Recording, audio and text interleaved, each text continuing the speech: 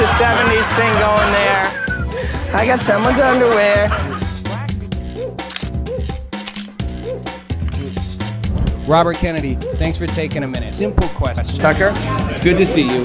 Listen, You're a Bitcoin maximalist. You're Bitcoin forever. I hate this central bank digital currency.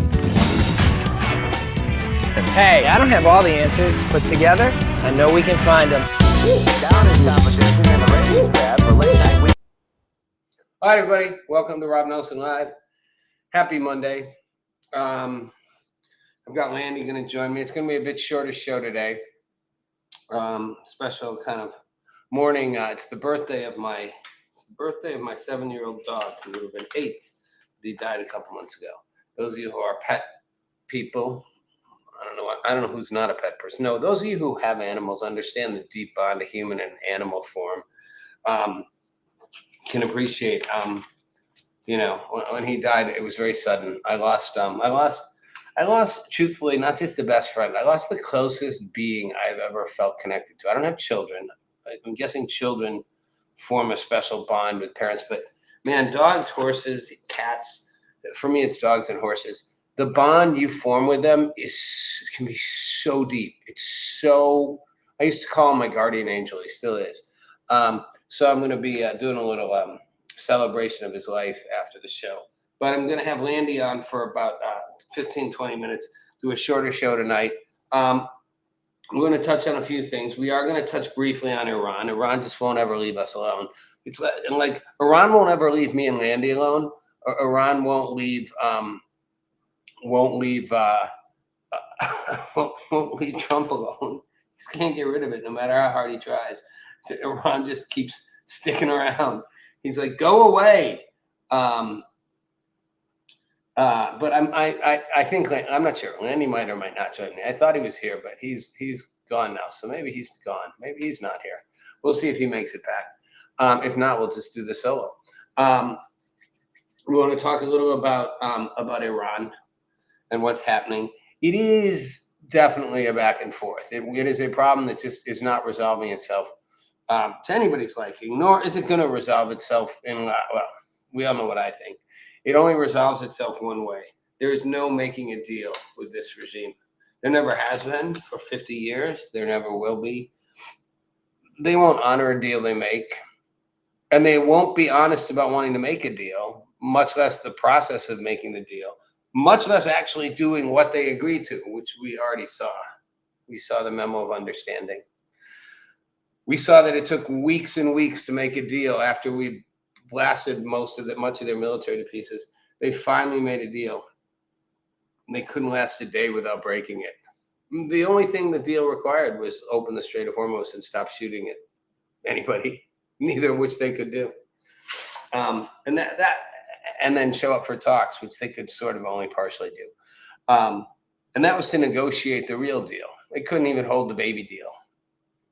I mean, it doesn't get any worse than that. They're not going to honor any deal they make. I'm not sure what the president thinks. I'm not sure if the president actually thinks they want to make a deal. I'm not sure who's telling him that. Well, I sort of have an idea who's telling him that. He's not stupid. People around him aren't stupid.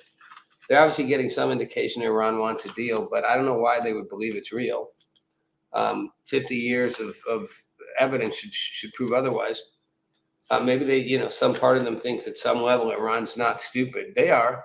They are designed to survive. They are designed to take an unlimited amount of pain at all costs to their population until they are literally wiped out. I think it's an unconditional surrender scenario. I think it's that or nothing. We'll see. We'll see. Trump says the strait will be open tomorrow. Yep. And Iran was going to start talks with us today. Yeah.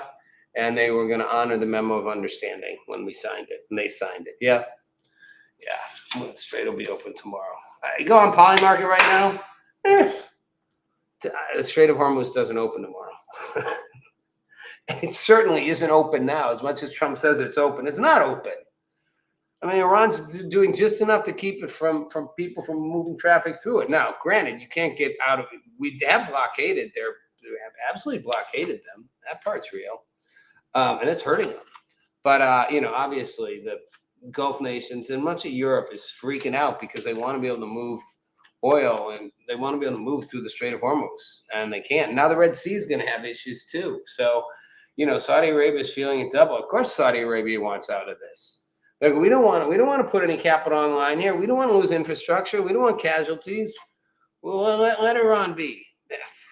It's lame because we gave them a security umbrella, a nuclear protection umbrella for decades. So I feel like they should. Oh, look like David Gockstein's here. No, Landy's here. I don't know who's here. I'm gonna add who's ever here. I can't help it. Looks like it's Landy. Might be David. Might be Landy. It's Landy under the name of David. Hey, Landy.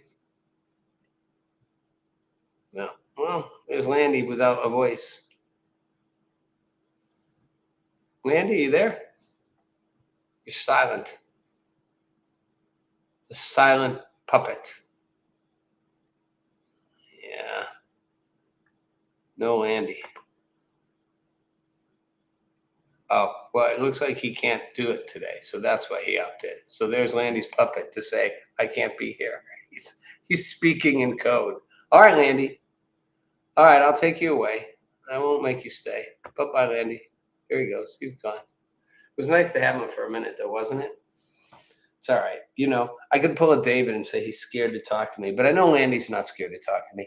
It's too bad because I'd miss Landy's commentary on this. So I have a whole, and I want to get into what's going on with the reflecting pool and with the Democrats and the upcoming midterms, which we will do.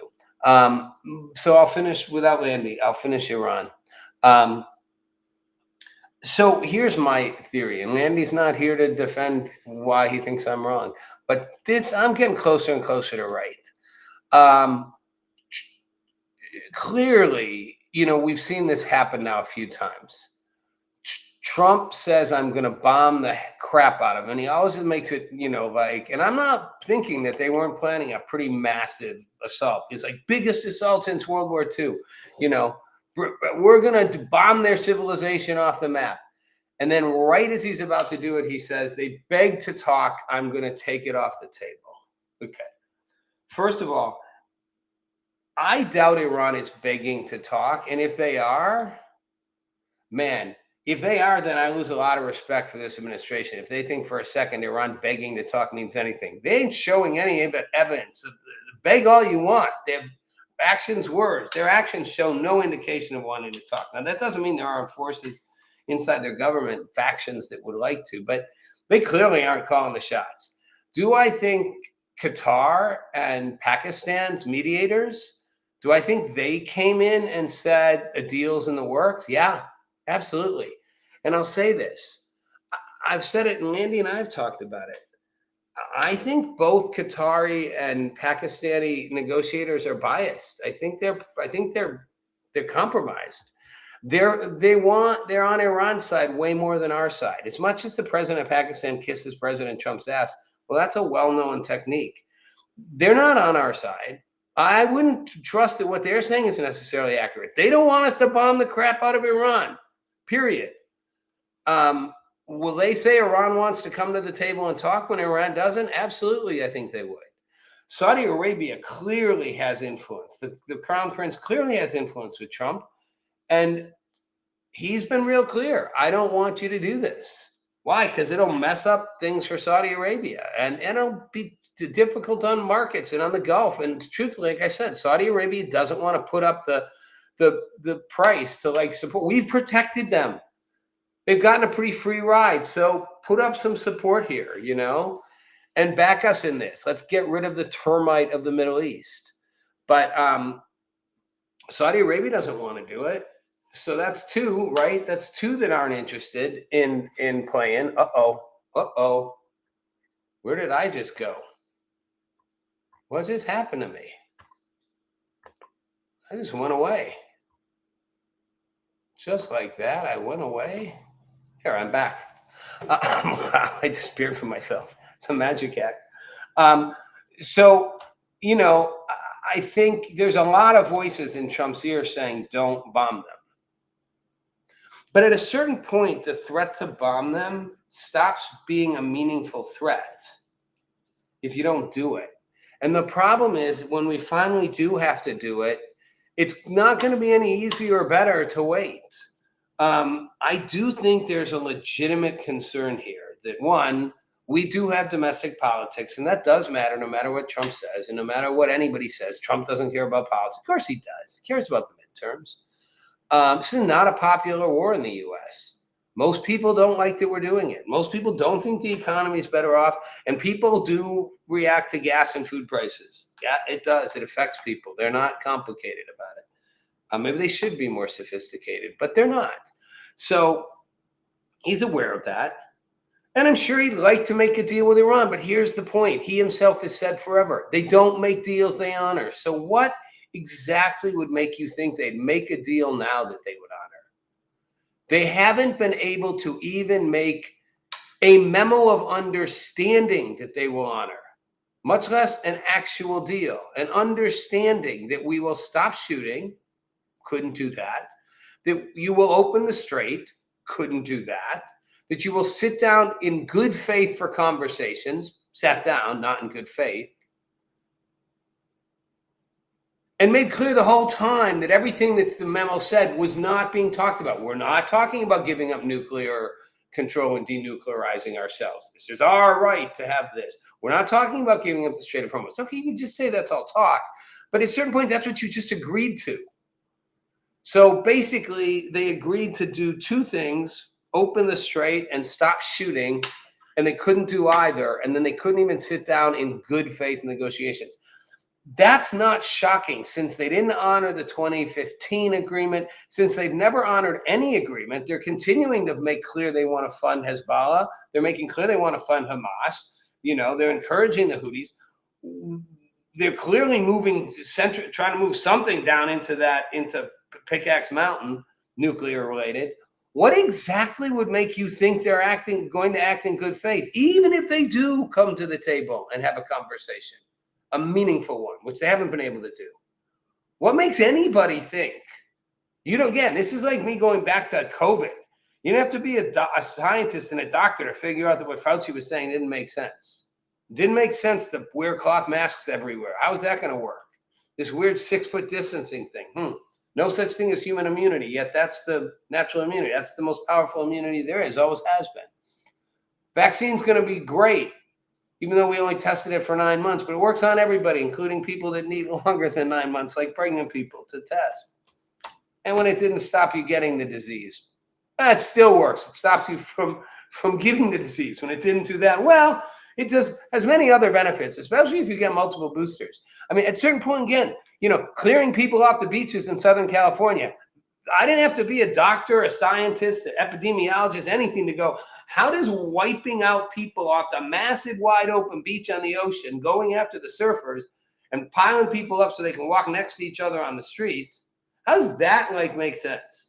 So again, you don't have to be a geopolitical expert or have inside knowledge to go looking at Iran's history in 50 years and then just looking at their behavior in the last 12 months. There's no basis to think they're going to honor anything they agree to. First, they're not going to agree to it. They're going to stall forever and agree partially to this and then go back and change their mind. But if they ever did finally agree, like they did with the memo of understanding after 2 months, they clearly won't intend to honor it because they broke that the first day and straight on through. So why would you think they're going to actually honor it this time? What would make you think that? Nothing. I don't buy it that they think they're going to honor it. I think they're stuck in a way because I think they want a way out. And I think the problem is that they're realizing it's going to be hard to escalate our way out of this. Eventually, yes, if we do enough damage, economic and militarily, and by militarily, I don't mean to their military, I mean kinetic damage. I suppose that regime will collapse at enormous cost, but I don't think anybody knows quite when. And the point is, they seem to be able, with very little, to continue to do the minimum disruption necessary to create the maximum, the minimum activity to create the maximum disruption. All they got to do is keep firing a few missiles at ships going through the strait, and nobody's going through the strait. All they got to do is fire some missiles at Qatar, at United Arab Emirates and Saudi Arabia and any of the Gulf states, and go after some desalination plants, and go after some U.S. bases in Jordan. All they got to do is fire, particularly in any infrastructure, and they rattle the world markets, and they rattle the Gulf countries, and they destabilize everything. All they got to do is have the Houthis and keep going at it in the Red Sea and create some havoc in the strait there. I mean, they don't need to do a lot to be disruptive, and they seem able with almost nothing to still do that, because we can't get all their missiles. We can't get all their launchers. We can't get all their drones. We can't get all their little tiny little jet ski boats. And they only need a few to disrupt things, and that's what Iran knows. We don't need a navy. We don't need an air force. We don't even need radar. Our people can suffer, so fuck them. We'll just let them take all the beating necessary. We'll hoard whatever resources we have to take care of ourselves, make sure we're eating, paying whoever we have to pay at minimum, coerce everyone else, and just fire a little bit here and a little bit there, and we'll disrupt everything. We fire 2 missiles, and everything's disrupted for another week. And then the U.S. comes and bombs us some more. And they also know that, we don't want to endlessly bomb them. 1, it doesn't look good. 2, it's not popular in the U.S. 3, it's using up precious American munitions. Not that we're about to run out, but, I think they said our stockpile of, Patriot missiles is a third of what it was. It's certainly not a good thing. It takes time to replenish them. So very little activity for very maximum disruptive results is all Iran needs. How do you escalate out of that? It's hard. Bomb them harder, okay?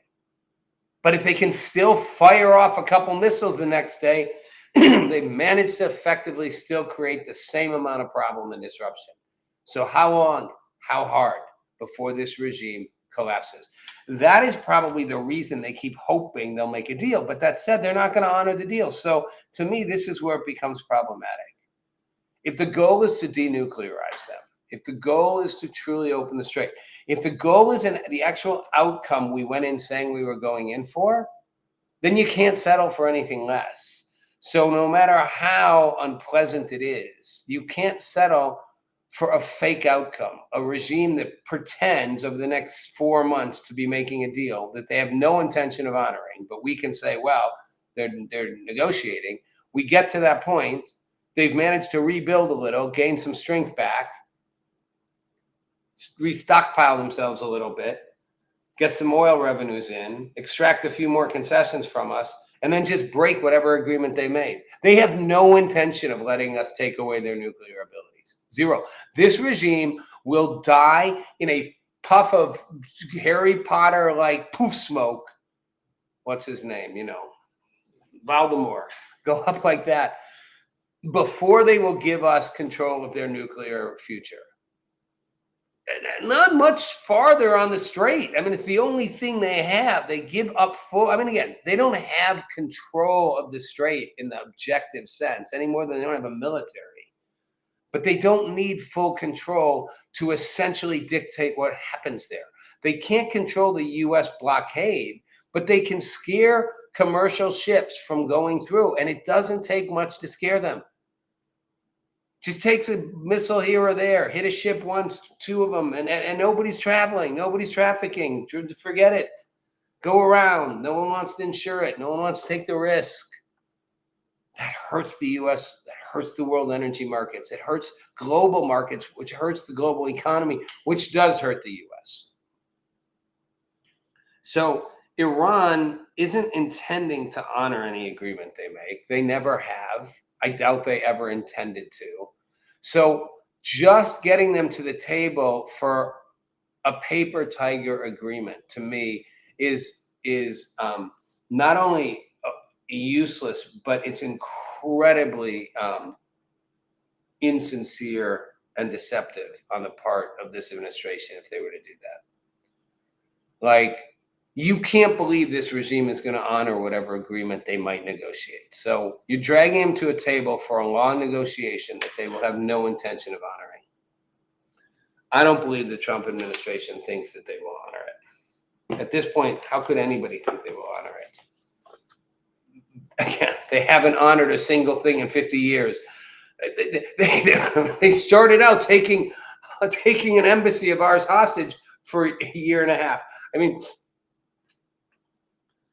I don't think they have any intention of honoring anything. They were designed with one mission in mind: to create instability in the region. They are a holy war in motion. They are a religious fanatic religious government with a singular mission at all costs, at any price: destroy the West in the name of Allah, in the misguided name of Islam. Bring down the West, bring down the white Satan, bring down the Jews, bring down the Western world economy. That is their mission. They would rather be wiped out to the last person than give up on that mission. It's built into who they are. Same as our country, you could argue. We're built with a mission, a constitution, a source of how we got here that creates an enormous drive for individualism, for exceptionalism. You know, you could also argue for us to expand. The whole manifest destiny argument that started out this country for a long time, where we kept expanding like an empire. Spread democracy. Yeah, you can call it what it is. You know, you can argue we didn't always spread democracy. We also just spread our tentacles. You can argue we were imperialistic. Every major world power always has been, was before us, will be after us. But, you know, fundamentally, we're better than most. We weren't trying to enslave the whole world. Oh, I know some people are going to argue we were, but let's be real. I mean, fundamentally, the American system is what it is, and it works the way it works, and it's it's coded into our political DNA. Well, in the case of this regime in Iran, not all the people in Iran, although I'm sure it's a sizable number, have been converted over 50 years. It's built into the DNA of this regime to do this. It's built in. It's built in to destroy the white Western Satan. It's built in to destroy the Jews and Israel. It's built in to wreak instability anywhere possible, to bring down the evil, you know, Western European valued civilization. It's built in. They will take and endure any amount of pain, any amount of suffering, any amount of loss to their people to stick to that mission. They will only surrender, like Japan, like the Emperor of Japan, when there is nothing left to fight with. And right now they still have stuff left to fight with. And giving them time and room at a negotiation table will allow them to get more stuff to fight with. And then they'll just go back and do it again. And Trump probably won't be president then. And we'll have some Democrat or Republican who won't have the balls to go in there and stop him. And I think that's what they're counting on. Let's get to the end of the Trump term, maybe even after the midterms. Make it so hard for them to do this that they can eventually just skate by and go back to doing what they were doing. Yeah, it'll take them another decade, rebuild it all. And then they will. And eventually they'll get themselves a little nuclear weapon and they'll then fire it away at Israel. Or they won't. They won't fire it away. I don't know. I think they will. They won't stop doing what they're doing. So the point is, we're going to finish the job. You know, don't act like somehow them coming to the table and negotiating is going to be a real deal. And this time they're going to make it. So I don't buy it when Trump says they really want to make a deal and we're going to let them. They're not going to make a deal. And if they do, they're not going to honor the deal. And I don't even think, like I said, they even want to make a deal. I think maybe Saudi Arabia and other Gulf states want us to make a deal. They might be saying Iran saying they want to make a deal. I certainly could buy that the Pakistani and Qatari negotiators are saying Iran they really do want to make a deal, guys. They're serious. They're not serious. You don't have to be a rocket scientist or a geopolitical expert or a military insider or part of the CIA or the intelligence community or in anything to know that this government is not intending to make a deal. They've proven what they intend to do for 50 years, and they haven't radically suddenly shown a different approach. In fact, not only more of the same, worse of the same. This MOU thing was worse than what they did before. They couldn't even honor a ceasefire agreement for a day or two. God, it was the jokiest ceasefire ever. Meanwhile, Hamas is going at it again, and Netanyahu's shown his response to the whole Court of Peace thing in Hamas, going after him in Gaza, whole place, whole Middle East. I get Trump would like to make peace in the Middle East, and wouldn't it be a nice thing? Problem is, I'm not sure you're going to be able to make peace when you have countries that absolutely don't want to make peace. Hamas, a big part of the Arab world, a significant part, not all of it, does not want to make peace with Israel. And I would argue at this point, a big part of Israel does not want to make peace with a big part of the Arab world. And Iran doesn't seem to want to make peace with anybody. And they're willing to just create all the destruction necessary and havoc along the way. And that would include Hamas, Hezbollah, the Houthis in Yemen, all of it. Sure, I think the Lebanese government would like to, but they're not running the show. Hezbollah is, you know. Would the Palestinian people like to? Would the Palestinian Liberation Authority? Maybe. That was a long time ago and land far, far away. Bill Clinton, maybe they want to. But they don't have power either anymore. Hamas does. So I don't see it happening. But I certainly don't see this peace deal going through, and I ain't going to buy it. And I know the oil markets will, and because the oil markets just want some stability.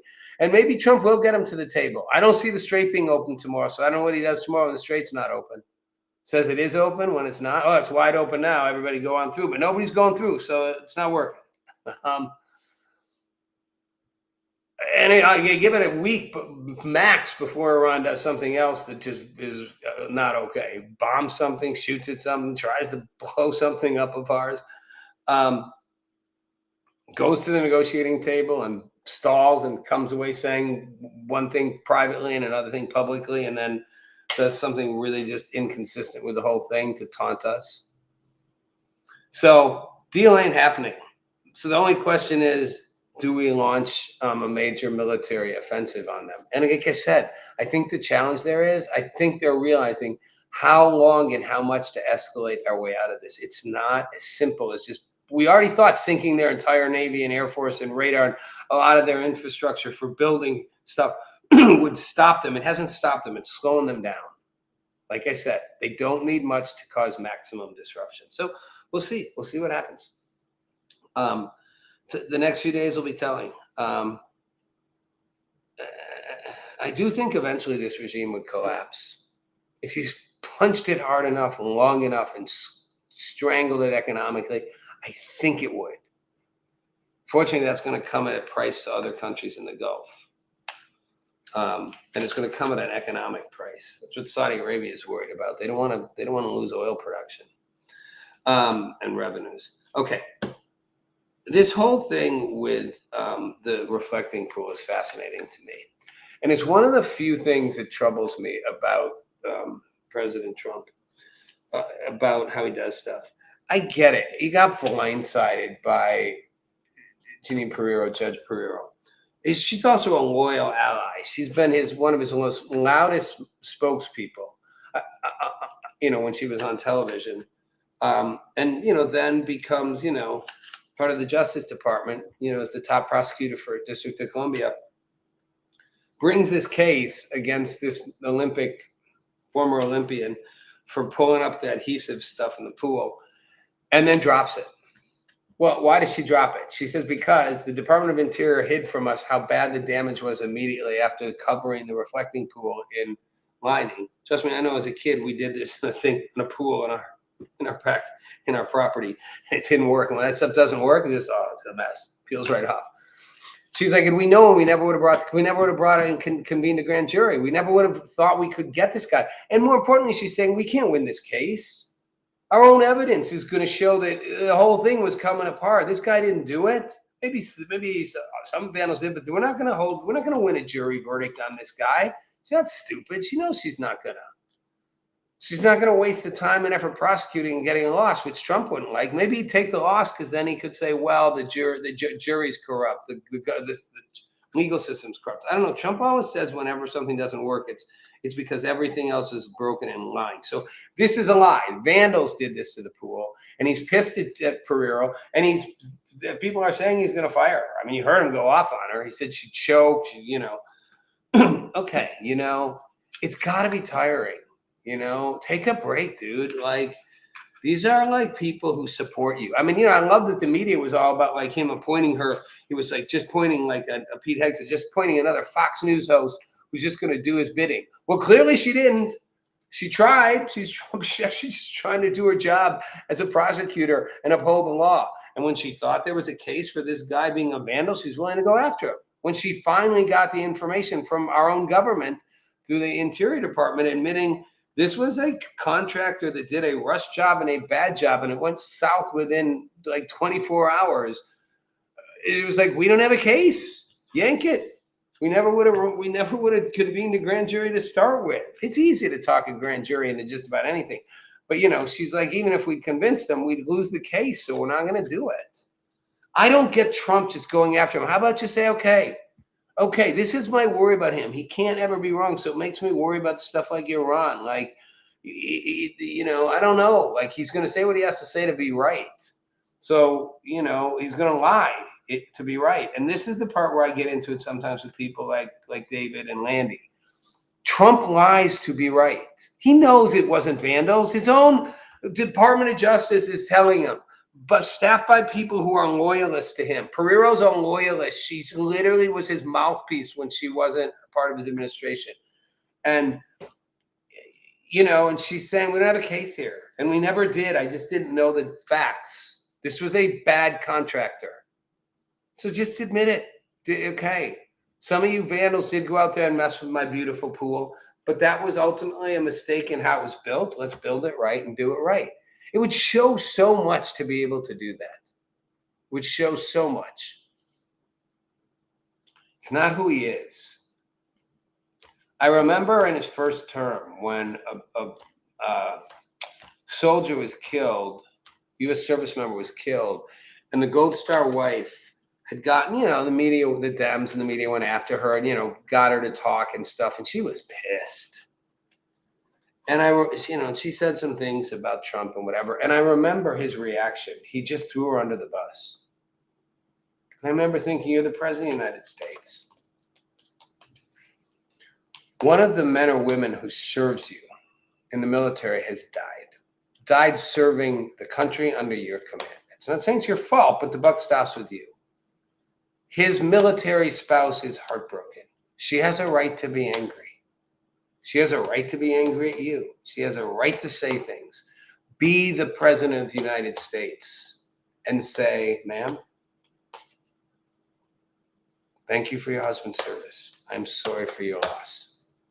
Ultimately, it does stop with me. He died under my command. Nothing I do can ever make that okay for you. If you need to be angry at me, be angry at me. Thank you again for your husband's service. How about saying that? Not throw the wife under the bus. Trump can't be wrong. Trump can't have his ego hurt. So Trump's wrong right now because Jeannie Pereiro is saying, U.S. Attorney for D.C. is saying, we got it wrong here. Our Interior Department didn't give us the truth. Like, the contractors fucked up. It's that simple. This guy didn't tear all the stuff off. Maybe he pulled the piece off looking at it. Maybe he did. We'll never know. We'll never convict him. We'll never get a conviction on it. And in reality, this isn't why the pool came apart. Vandals didn't bring the pool apart. Maybe they messed around here and there. Any more than the January 6th rioters didn't almost topple the U.S. government. Did they cause a little mayhem? Sure, here and there. They weren't going to bring the U.S. government down. The vandals weren't the reason the pool, reflecting pools, lining all came off. It was bad contracting. Admit it. Own it. It's what we need in this country. We need people who can do it. And by the way, I'm picking on Trump right now, but I want to be really clear. It ain't like the Democrats do a better job. Listen to Bernie Sanders going off. He's getting in this thing with Fetterman. Senator John Fetterman's a short-lived life in the Democratic Party. He's going to be a Republican in the next election. He's more popular with the Republicans in Pennsylvania than Democrats. But, Bernie Sanders is supporting Plattner, Gerald Plattner, the main candidate for governor, for Senate, who, one scandal after another. First, the Nazi to the SS tattoo that he pretended he didn't know what it was. Then one story after another of, abusive behavior toward girlfriends and ex-girlfriends. Then hostile, racist, and well, the things he said about the military, about his soldiers, fellow soldiers, I don't know. That's a different fraternity, I guess. But, throwing a guy under the bus who got shot and didn't die and saying he should have died because he was a loser. I mean, okay. I mean, I guess that makes you happy. And then ultimately rape accusations. But he had so many accusations lined up against him. It was just a walking scumbag full of lies. All that was working for him was he was saying what the progressives wanted to hear. Israel bad. APEC controlling mainstream Democrats bad. Palestine good. Trump evil man, very bad. All extreme socialist policies good, even if irrational. Basically just Trump bad, Israel bad. That's what you really needed to say. And they kept him afloat. Oh, and rich people bad, rich people bad, making money bad. And Bernie Sanders stood by him. And when pressed by Fetterman to say, can you just admit you were wrong? Can you just say you screwed up? Like, you shouldn't have backed this guy. You shouldn't have waited till the final shoe dropped that you just couldn't get out of anymore. He's literally, now it's not a Republican operative going after him. It's a Democrat saying he raped me. And by the way, the other things that people said implied he did similar coercive, whatever, blackout drunk kind of behavior. Bernie Sanders couldn't admit it. He said, he stood for the right ideas, and he had an accusation from a woman, called it an accusation, a serious accusation from a woman. And therefore he stepped out of the race. End of story. Oh, I see. He had a serious accusation from a woman and stepped out of the race. That's all it was. They're no better. Like, they can't admit they're wrong. They can't just go, we screwed up. And by the way, last thing on this, Dana Bash on CNN talking to Secretary Kennedy, Health and Human Services, Secretary RFK Jr. And I know he's a vaccine skeptic, but he's, and she's insisting the science shows there's never been any evidence that vaccines have any connection to autism and da-da-da-da. Now, I haven't read all the science myself. I wasn't vaccinated for a long time until I was like 18 because of my religious upbringing. So I don't know. I had all kinds of diseases and didn't get vaccinated for any of them. And I have a pretty strong immune system, so there's something to that. But I'm a little bit on the autism scale, so go figure. But the point is, he said, you've not read these studies. I have. And your job as a reporter, as a journalist, is to critically study the information, not just mouth what they tell you. She's like, oh, no, I'm not mouthing anything. He's like, you don't know. No, I know every study. Have you read the studies or just what they told you the study said? She hadn't read the studies. But then, she pushed him, two things. She pushed him on measles. And he right away said, everyone should take the measles vaccine. It's a perfectly safe vaccine. The biggest problem we have is religious communities that don't vaccinate, like the Mennonites, all that. They're where it's spreading, and it's spreading faster outside the U.S. than in the U.S. So, because she was sort of blaming him for it as being a anti-vax critic, a vaccine critic. And he said, so did I cause it everywhere else in the world? Because there are higher rates there. And he said, everyone should take it. She couldn't go, great. So I guess you're not really anti-vax since you just said everyone should get the measles vaccine. He said, yes, because the measles vaccine is safe. I want people to get vaccines that are safe. I just don't know if we've tested them all enough. Vaccine for measles, get it. She couldn't go. So I guess you're not really a total vaccine critic. You're just skeptical of certain. No, she stuck to her thing. So finally, he went on, this is my last thing on this, is how we all just stay people in their lane. So I started picking on Trump, but, the Democrats get it just as much, and the media gets it times 10. And everyone's playing the same game of like, everyone has to be right all the time, and no one can admit they're wrong. He said, so you followed this science during COVID, and that science is now proven to have been wrong repeatedly. You followed Dr. Fauci like he was the gospel.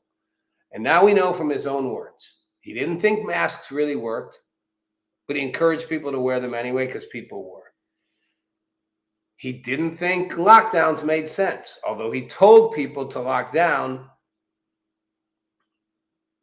He admits lockdowns were probably the worst thing we could have done, especially for kids, right? He didn't think the vaccine was doing what it was supposed to do. He didn't think that the virus came out of a wet lab. He thought it more likely came out of the Wuhan Institute. Again, don't have to be a rocket scientist for any of these things, but my point is, and Kennedy was like, And anybody who questioned these things, anybody who questioned any of this was silenced by you, the media. You silenced people for saying stuff that the experts, so-called, that Fauci, Mr. Science, had said wasn't true, instead of vigorously, rigorously questioning it yourself. And her response wasn't, you're right, we did. We can do better.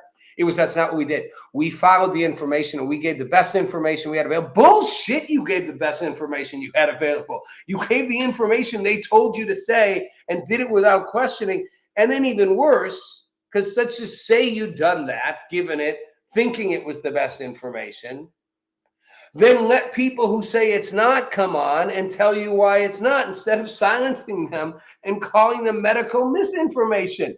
And sure enough, the headline in CNN.com for the interview with Dana Bash and Kennedy is Kennedy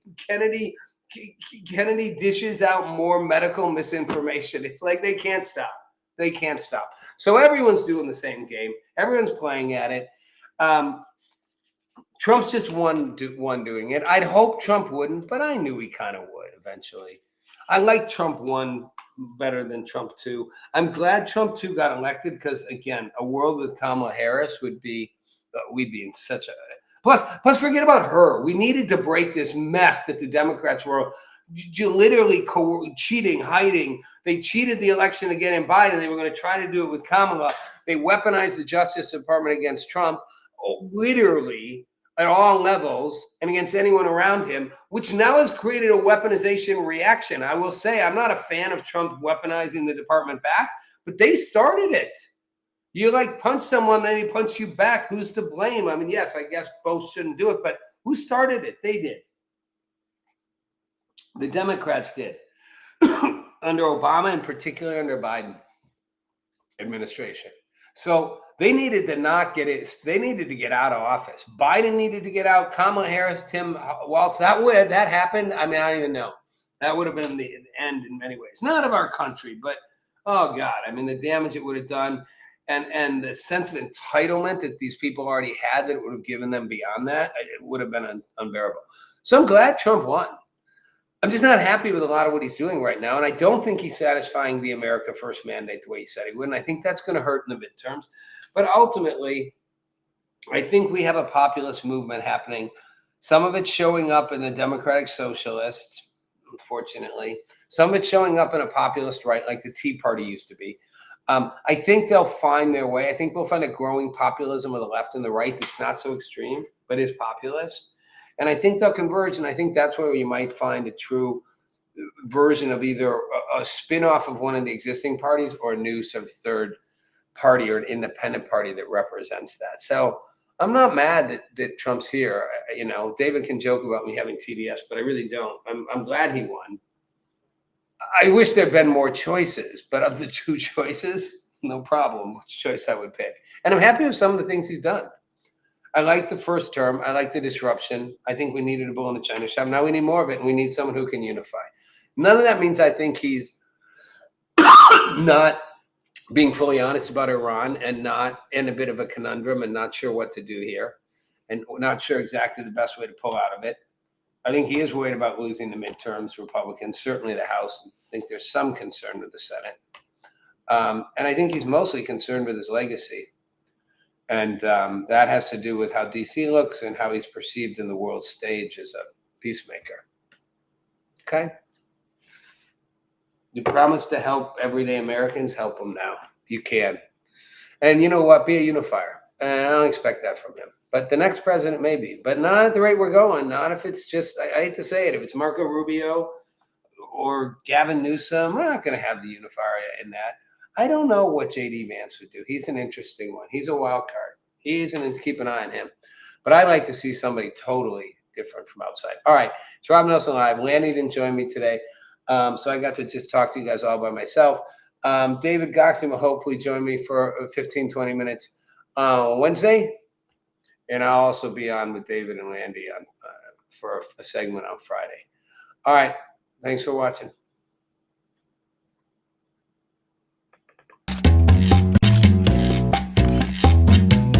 Meet Rob Nelson, talk show host. Because you got the 70s thing going there. I got someone's underwear.